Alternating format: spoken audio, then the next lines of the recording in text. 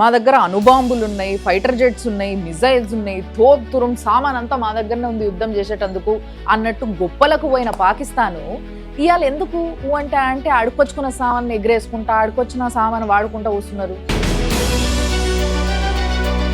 మొన్న Russia Ukraine war అయినప్పుడు మనం రష్యాకి సపోర్ట్ చేస్తుండే, అప్పుడు ఆబ్వియస్గా యుక్రెయిన్కి పాకిస్తాన్ సపోర్ట్ చేస్తుంది కదా. సో అట్లా సపోర్ట్ చేసినప్పుడు వీళ్ళు ఏం చేశారంటే వీళ్ళ దగ్గర ఉన్న యుద్ధ సామాగ్రి అంతా ఆల్మోస్ట్ తుపాకులతో సహా ఆఖరికి యుక్రెయిన్కి సెకండ్ హ్యాండ్లో అమ్మేసుకున్నారు. అందుకోసమే ఇలా తాను ఇప్పుడు ఏం లేవు, ఏవో చిన్నవి తప్పితే. అందుకోసమే టర్కీ దగ్గర నుంచి అలా అడుకొచ్చుకున్న డ్రోన్లు ఎగరేస్తున్నారు, చైనా డిఫెన్స్ సిస్టమ్ వాడుతున్నారు యుద్ధంలో. ఇవి తప్పితే వాళ్ళ దగ్గర ఏం కనబడతలేవు. అందుకోసమే ఈ రోజు డ్రోన్లు ఎగరేసే కార్యక్రమం పెట్టుకుర్రు రాత్రి కాగానే. ఏ దేశమైనా కానీ ఏమనుకుంటుంది, సివిలియన్స్కి ఏం కావద్దు, వాళ్ళు జాగ్రత్తగా ఉండాలి, మనం యుద్ధం చేద్దాం సైడ్ నుంచి అని చెప్పేసి అనుకుంటారు. కానీ వీళ్ళు ఏంది అని అంటే సివిలియన్స్ని గాళ్ళకి ఎగిరేసి అది పోతుండగా ఫ్లైట్కి అటుపక్క నుంచి ఇటుపక్క నుంచి మిజైల్స్ ఎగిరేసుకుంటున్నారు.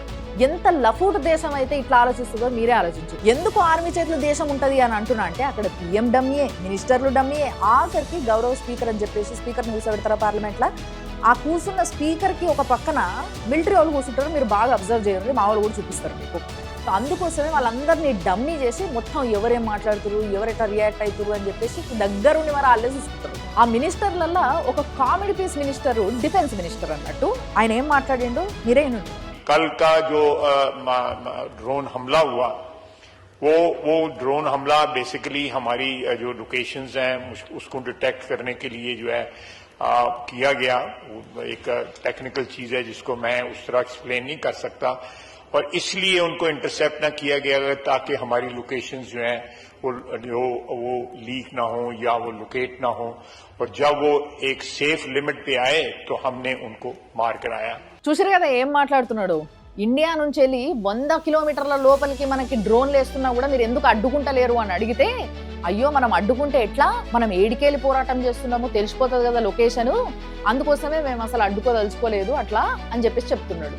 ఏమనాలి అని ఇదంతా ఇట్లా నడుస్తుండగా ఈ పాకిస్తాన్ వాళ్ళు పోయి IMF వాళ్ళ దగ్గర ఫండ్స్ అడుక్కున్నారు. IMF అంటే తెలుసు కదా, ఇంటర్నేషనల్ మానిటరింగ్ ఫండ్. వీళ్ళ దగ్గర $1.3 బిలియన్ కావాలి మాకు అని చెప్పి అడుక్కున్నారు వాళ్ళు. అక్కడికి మన దేశం మొత్తుకుంటూనే ఉన్నది. మీరేమో వాళ్ళ బీదర్పులు తినేసి అయ్యో తిండి తింటారేమో అని చెప్పేసి పైసలు ఇస్తున్నారు, కానీ వాళ్ళన్నీ తీసుకొచ్చేసి టెర్రరిస్ట్ ట్రైనింగ్లకి ఇటు యుద్ధానికి వాడుతున్నారు. వద్దు అని చెప్తుండగా కూడా ఇస్తుంది అంటే ఇక మరి ఆ సంస్థను ఏమనుకోవాలో మీరే ఆలోచించు. ఇక లేటెస్ట్ గా మన ఇండియన్ ఆర్మీ అచీవ్ చేసిన టార్గెట్ ఏంటి అని అంటే రావల్పిండిలో ఉన్న నూర్ఖాన్ ఎయిర్ బేస్ ఏదైతుందో దాన్ని మొత్తం స్మాష్ చేసి పడేసింది. కానీ ఇది ఇక్కడితో ఆగేటట్టు అయితే అనిపిస్తలేదు నాకు. మెల్లమెల్లగా ఇది యుద్ధానికి దారి తీస్తుంది అని అనిపిస్తుంది.